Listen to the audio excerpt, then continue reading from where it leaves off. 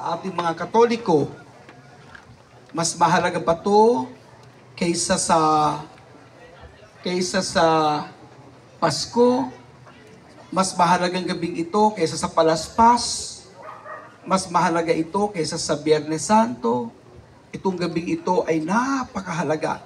Kaya sana lahat ng mga Katoliko, pag Easter Vigil, kahit saan man kayo pumunta all over the world, see to it that during Easter Vigil, you should be in the church.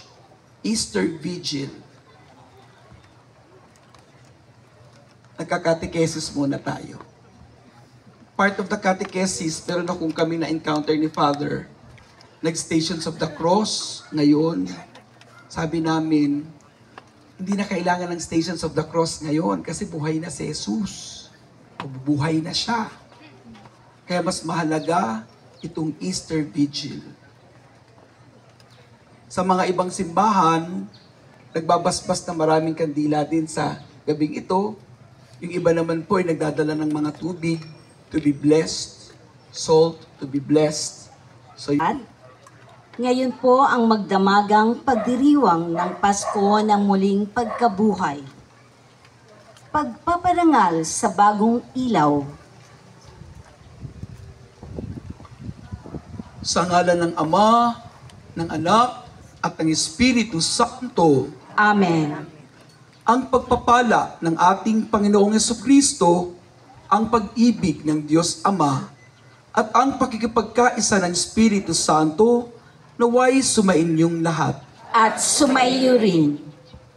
Mga kapatid, sa kabanal-banalang gabing ito, na pinangyayarihan ng pagtawid ng ating Panginoong Jesucristo mula sa pagkamatay patungo sa pagkabuhay, ang sambayanan niya ay nag-aanyaya sa lahat ng mga anak na nasa iba't ibang panig ng daigdig upang magtipon-tipon sa pagganap sa magdamagang pagdiriwang. Sa pagganap natin sa alaala ng Pasko ng Panginoong nagtagumpay, sa pakikinig ng salita at paghahain ng kanyang buhay, maasahan nating tayo'y makakapakinabang sa kanyang pananaig, sa kamatayan, at pamumuhay sa piling niya at ng Amang may kapal. Ngayon po ay masasaksihan natin ang pagbabaspas ng siga. Ang pagtawid ng Panginoon mula sa kamatayan patungo sa pagkabuhay ay inilalarawan ng apoy na nagbibigay liwanag sa kadiliman ng gabi.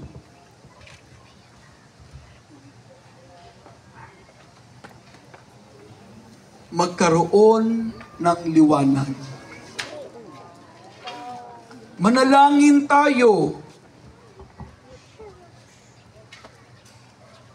Ama naming makapangyarihan, sa pamamagitan ng iyong anak, kami iyong dinulutan ng ningas ng iyong kaliwanagan.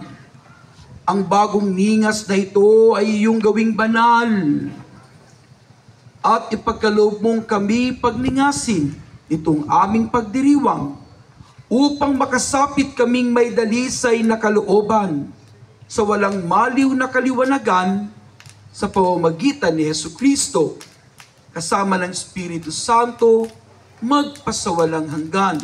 Amen. Ang paghahanda at pagsisindi ng kandila ng pagkabuhay.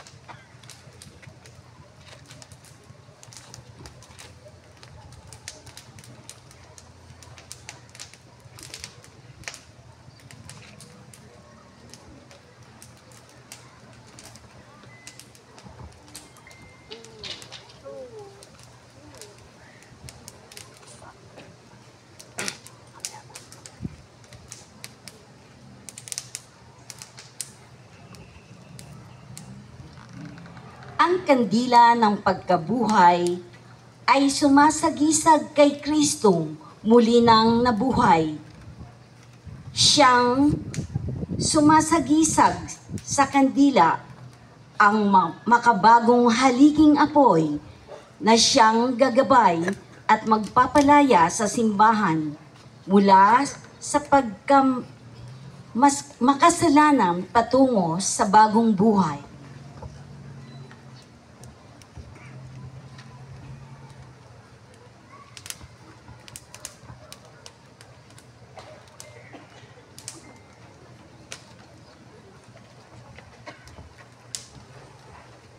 Si Kristo ang nagmamahal noon sa bayan. Hinirang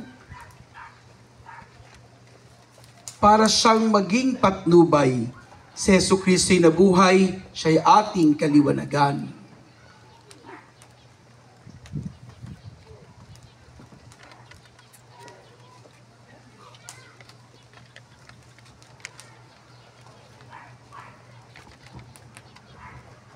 Sa pagguhit, si Kristo ang nagmamahal simula pa noong araw. Wakas natin siya't hantungan. Si Jesucristo'y nabuhay, siya'y ating kaliwanagan.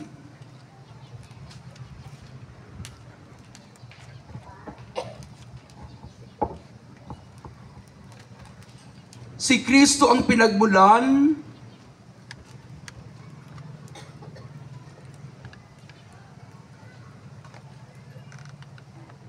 sa alpay sa gisag niyang tunay, siya'y ating pinanggalingan. Si Jesucristo'y nabuhay, siya'y ating kaliwanagan.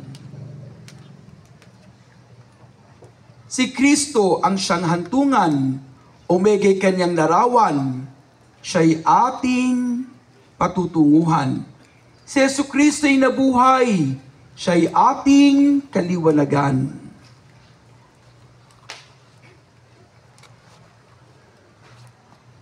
Si Kristo ay nabibilang mga taong daan-daan.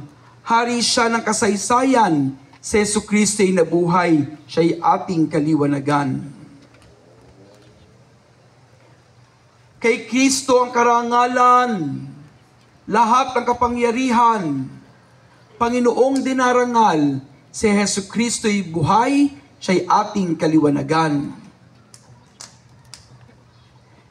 Kay Kristo ang kapurihan ng buong sangkatauhan, ngayon at magpakailanman. Si Jesucristo'y nabuhay, siya'y ating kaliwanagan.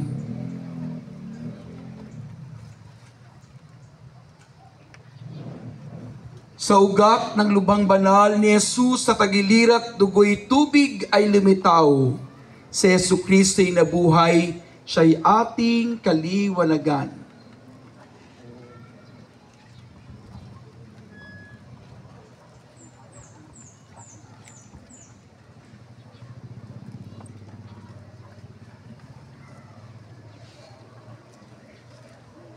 May sugat sa paang kanan, si Jesus na nabayubay, sa krus na kinamatayan, si Jesucristo'y nabuhay, siya'y ating kaliwanagan.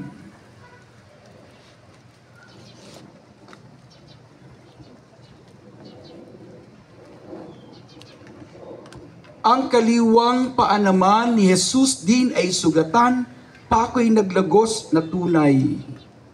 Si Jesucristo'y nabuhay, siya'y ating kaliwanagan.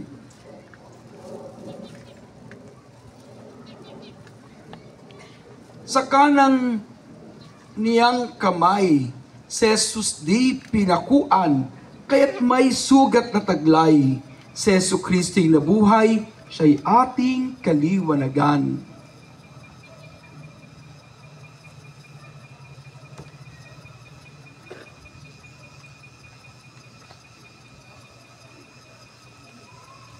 Sa kanyang kaliwang kamay, si Jesus ay pinakuan. Nung buhay niya'y ialay, si Jesucristo'y nabuhay, siya'y ating kaliwanagan.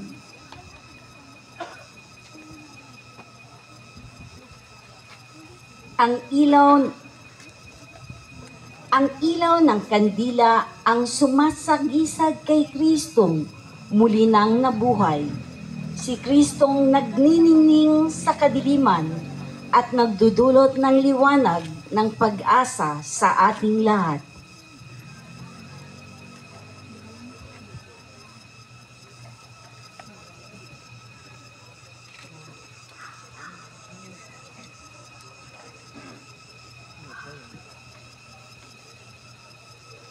mapawi nawang tuluyan ang dilim ng kasalanan sa puso natit isipan, si Jesucristo'y nabuhay, siya'y ating kaliwanagan. Ulitin natin, si Jesucristo'y nabuhay, siya'y ating kaliwanagan. Isang beses pa. Si Kristo'y nabuhay, siya'y ating kaliwanagan. Tayo ngayon ay dahan-dahan.